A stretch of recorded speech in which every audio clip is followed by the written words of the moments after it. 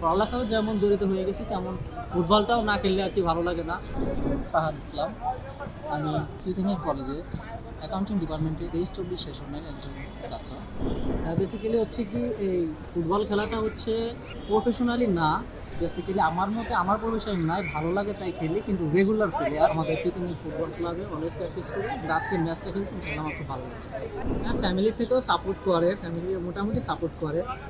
Football খেলা তো ভাই প্রচুর পরিমাণে কষ্ট হয়, পায়ে মনে করেন ইঞ্জুরি থাকে, যেমন আজকে ইঞ্জুরি আছে, এটা নিয়ে একটু বেশি টাইম ম্যানেজ করতে পারি বলতে আমরা মানে ফুটবলটা হচ্ছে ভেতরে জড়িত হয়ে গেছে আর কি, নিজের সাথে আত্মার সাথে জড়িত হয়ে গেছে। এখন পড়ালেখাও যেমন জড়িত হয়ে গেছি, তেমন ফুটবলটাও না খেললে আর কি ভালো লাগে না।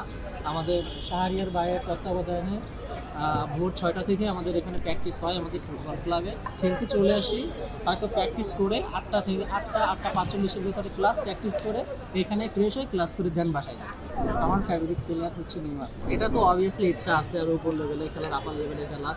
আর বিশেষ করে হচ্ছে আমাদের ডিপার্টমেন্ট থেকেও আমাদের অনেক সাপোর্ট করে। তো আমাদের ডিপার্টমেন্ট থেকে আমাদের ম্যাম বলছে যত প্রকার সাহায্য দরকার তাদের বলতে, ইনশাল্লাহ তারা দেখবে আমাদের।